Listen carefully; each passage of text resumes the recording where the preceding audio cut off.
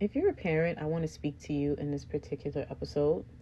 About a week ago, maybe a little bit longer at this point, I posted about how if your child is too grown for my child, I have to cut the relationship. And I don't feel bad for doing that. I did get some mixed feedback, mostly positive. People understood what I was saying, but there were a few people who I believe misinterpreted what I was saying. And I just want to take some time to kind of dive deeper into why I said what I said and what it means. And I am going to be using the blog post that I wrote to kind of guide me through this so that I stay on task, because y'all know I have a tendency to go off on a tangent. But I really want to look at this like a message from one parent to another. In the blog post, I think I said one mama to another. But what I want us to understand is a few things. Because one of the things that I got as feedback on that post was, oh, the children who are the most protected and sheltered are usually the wildest ones. Someone went as far as saying, those are the children who end up pregnant. Like, you're going to do your children a disservice. You're going to make them, you're overly sheltering them. You're doing too much. Basically, what I saw was a collective of people who almost seemed to have this idea that you may as well do nothing because you can't control everything. And I just rebuke that all the way around. So if that's something that you might be struggling with, if you want to hear some commentary on that, that's what I'm going to be covering in today's episode. So one of the things that I started off saying was, I know it may sound harsh, but I really do want people to hear my heart. But it's something that I have had to come to understand. Not every family is going to be able to be walking closely with mine. And the thing that ties into this is, it's no hate. I don't despise you. It's just a boundary. And me putting up a boundary does not mean that I don't love you. Because another thing that came up was, oh, well, it's not the children's fault. Mind you, I never said that it was the children's fault, but we have to be realistic. There are some things in life, it doesn't matter whose fault it is. I just have to be responsible for what I can be responsible for. And I do not believe it's the child's fault when they're overexposed. But I also know that my solution to that is going to be very limited in what I can do for that child. And I have a responsibility to make sure that my child does not get influenced, because then if my child is influenced, they are then going to influence other children. So this is less about my children are so innocent, and this is more about I am working to protect my children's innocence. And I really want people to understand that a lot of times when we have conversations, people can't get past their own triggers, right? And people always think that because you're speaking on a topic, you're coming from a point of like being high and mighty or like holier than thou. And that's not what it is. I'm saying I cut ties with families who have children who are more advanced than what I feel is appropriate for my own children. And that's a decision that I make as a parent. When I say too grown, what I mean is, because this is another thing that people misunderstood, although I did clarify in the video. So it just tells me people are either not listening or they're just making stuff up, or they're just, I don't know. But I did get a few people stitched. Like one lady was like, I want people to stop saying too grown. Remove it from your vocabulary. Okay. The subject matter still stands. When I say too grown, here's what I'm saying. And this could be up for debate, I guess. I'm talking about my daughters. And my daughters are 9 and 10 years old currently at the time of me filming this podcast. 9 and 10-year-olds should not be doing the same thing as teenagers, nor should they be in the same spaces. Am I well aware that we don't have tween spaces anymore? Absolutely. I remember when we were younger, there were things that we could do. There were places that we could go. Even after school, when the internet first started coming into play, we would all be on like AOL Messenger, right? Like we would be on AIM after school talking to each other. We would be in little game rooms. We would have sock hops, which I don't even know if they have things like that anymore. We used to have sock hops. We used to have things that we could do, really. We had little tween spaces. Even outside of things to do, I remember we had tween stores. Like there were places where we could go, like the Limited 2, like Justice, even Delia's to a certain extent. But now I feel as though everything is grown with a baby version. So like there's Fashion Nova, but then there's Fashion Nova Kids. So you can shop on Fashion Nova for your kids, but it's not like its own little place for children, right? Like it's not the limited to.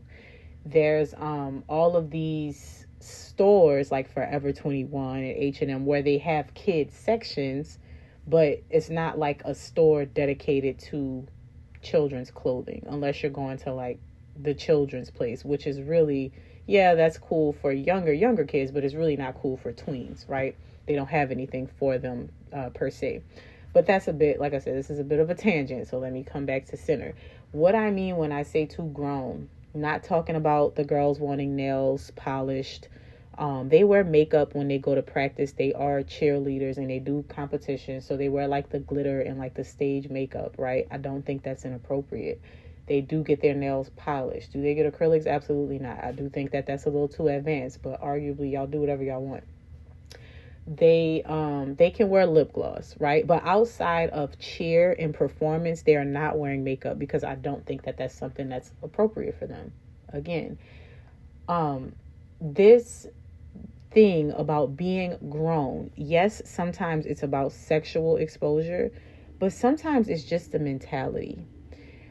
This thought came about because I remember someone asking my daughters like, oh, y'all still play with dolls?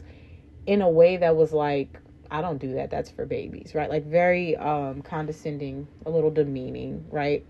And to me, when I said this in the video, I think a lot of people took this out of context too. I'm not necessarily saying if your children don't play with dolls at the age of 9 and 10, they're too grown. Because I also clarified other things that they do. I said, what else is there that a child could be doing? You know, my girls, they skate in the house, they play outside, they ride their bikes, they ride their little skateboards, they hang out with the neighbors, they do crafts, they do different things that are age appropriate. My thing is, if your children are not doing age appropriate things, even if they don't play with dolls, are they chasing after boys? Right? Are they on Instagram? Are they on TikTok? Because to me, as a parent, that is something I don't want my children around.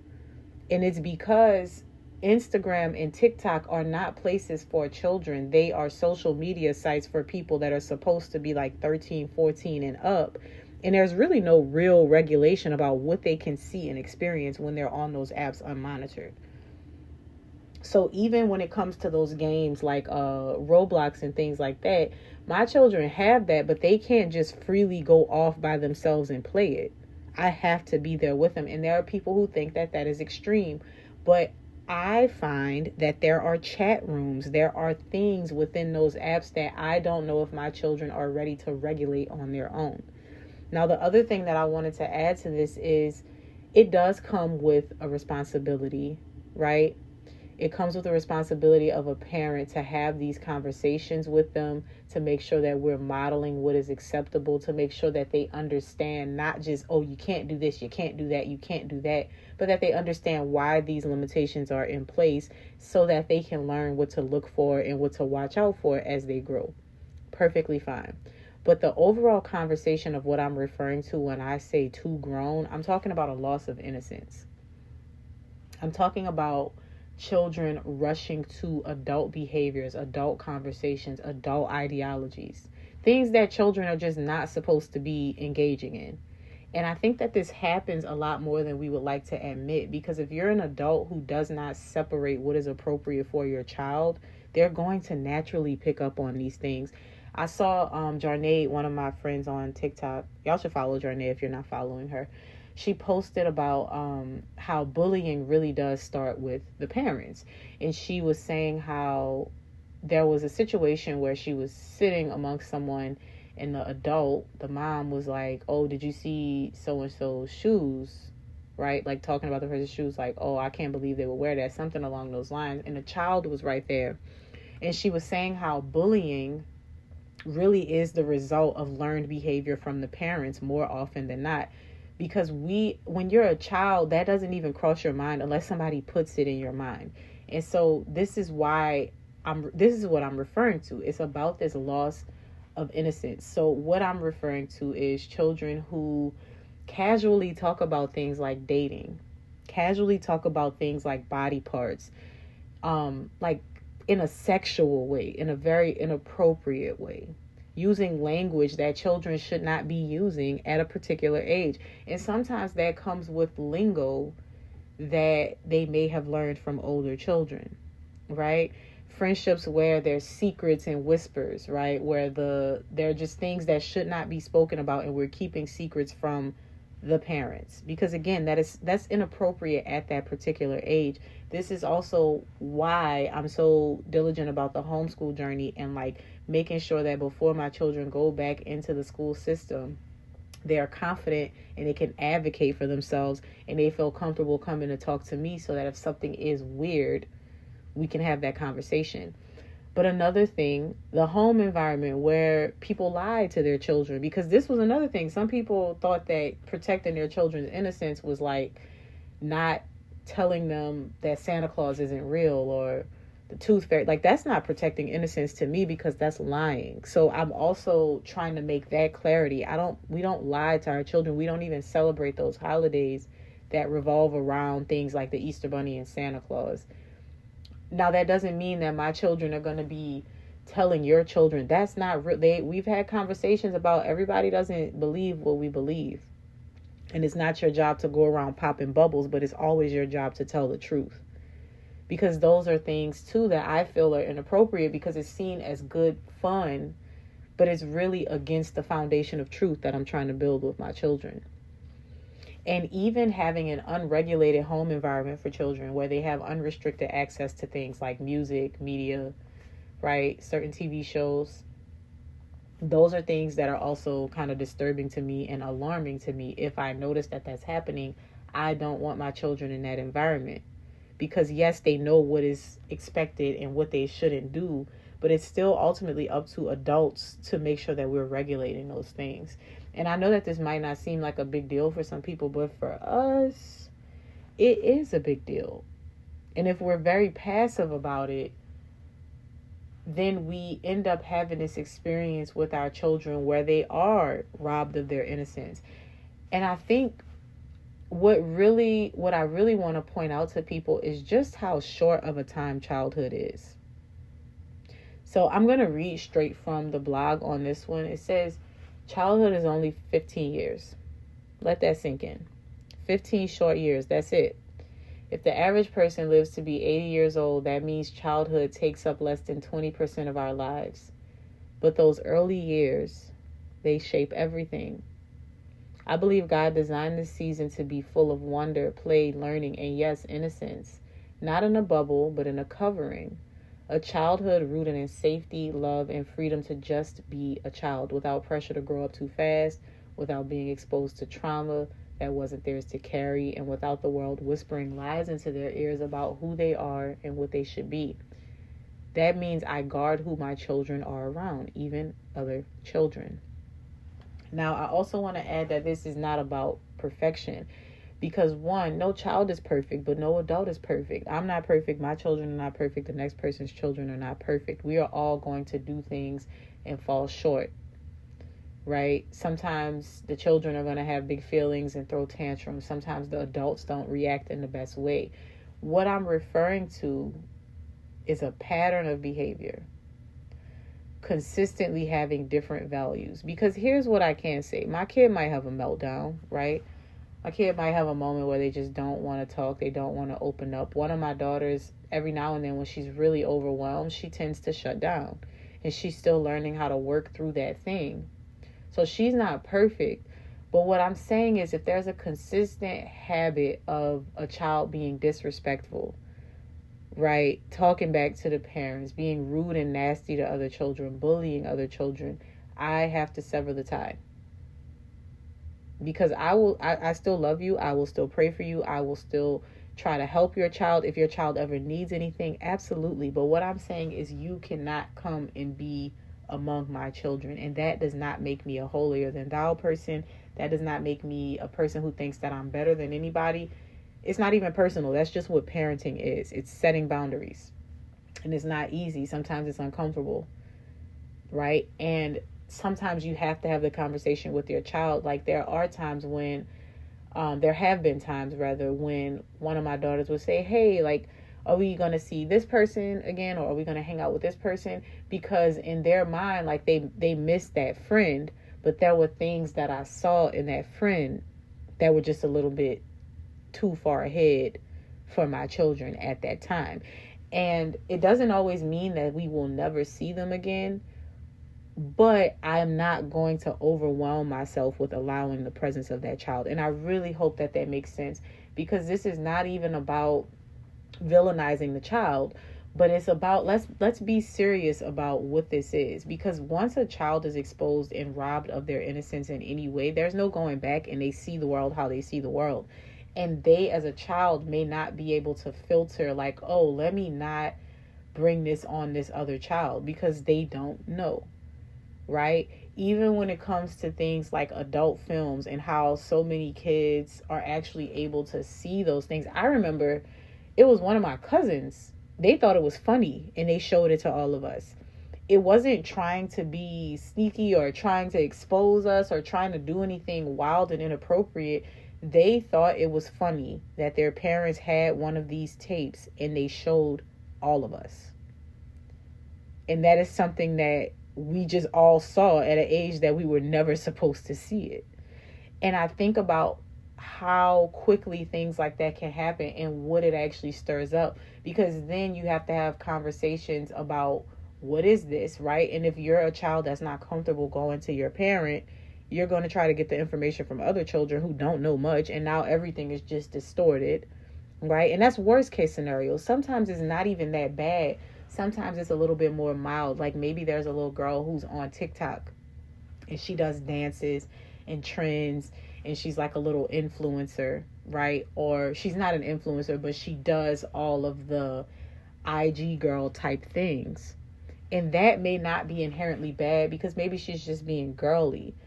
But it's almost like she's grooming herself to seek the validation of others. And that's not something that I want my daughters to do. That's not something that I want my daughters to experience. I want them to be very grounded in themselves so that they don't have to seek external validation from others. And I think that we also don't tie into understanding just how gentle and sensitive children are at the age of like preteens, 9, 10, and really getting into being a preteen, like 11, middle school. That's such a hard time. Middle school is like personal development and struggle, right? Like some of the things that we experience in middle school, we already have insecurities. We already have all of these things going on. So to magnify that with teasing, I'm thinking about that episode of Full House, and even the episode of The Cosby Show when Vanessa wanted to wear makeup. But the episode of Full House when DJ went to school, I think they were starting 7th grade, her and Kimmy, and she was like dressed like the teacher. And the next day, it was so horrible. The next day, her and Kimmy were like trying to wear makeup. Kimmy had like stuffed her bra. It was just like they were trying to blend in with the rest of the kids, because they were 7th graders now in a high school, and they felt like out of place because everyone was so much more advanced. And I feel like that's what people are worried about. Like, oh, they're going to go into the world and be influenced anyway. But the point that I'm making is they can go out into the world and be so assured of themselves and be so paced from childhood, from their parents, that they're not as impacted by those things, that we have conversations about those things. Because even in that particular episode that I'm thinking about, it ended up being a conversation from Becky, from iBecky, that kind of helped DJ to understand, like I remember she said, the key to good makeup is looking like you don't have any on. And I think that conversation with another woman was really reassuring for her. But even when her dad came up to talk to her about what was going on after she basically walked downstairs looking like a harlot streetwalker, she opened up to him and they had a conversation and they really talked through it. And I know this is it's a sitcom, so it's really not that serious, but it's a good example. And I think it shows how that can play out in real life. Like, obviously we cannot guard our children against everything, but we can do our best to keep them doing things that are appropriate. We can do our best to keep them in their innocence intact for as long as we can. Because as I mentioned, really, I'm saying 15. I know people are like, well, really, you're a child until you're 18. You're not really, because by the time you're like a junior in high school, life is starting to get really serious. Everybody's asking you what you want to do with your life. Everybody's asking you, what are you going to do for college? You start to take things really seriously. You're about to be on your own. You turn 18, you go away to college, you start living in apartments, and then life just starts to happen. And you really don't have the luxury of being a child anymore. So childhood really is, and it's even shorter than 15 years, because really the first 2 years of your life, you're not talking much. You're kind of under the care of your parents. Your exploration doesn't really start until you're like 3 or 4. You're not really fully aware and remembering everything until you're like 5 or 6. And then you go from 5 or 6 to like 15, those 10, 12 years where you really get to indulge in being a child. And this is why I'm so serious about protecting that. And I'm also very serious about protecting it because I don't ever want my children to grow up and have this trauma of, I was robbed of my childhood, so now I have to act like a child in adulthood. And I really thought that it would be something that would be well received and people would understand it. But instead, I did get a lot of people who understood it, but I was also shocked at the number of people who took it out of context and didn't really understand. So I did want to come back and give a more thorough, thought out response to this. It's not at all about villainizing anyone's children. It's not at all about making people feel bad about the decisions that they make as parents. It's not any of that. It is about, as I mentioned, protecting the innocence of the children that I am responsible for and being diligent about doing so. I don't think you're a terrible person if your children are a little bit more advanced. I just think that that relationship is not for my children. So hopefully that helps, and I will see you in the next episode.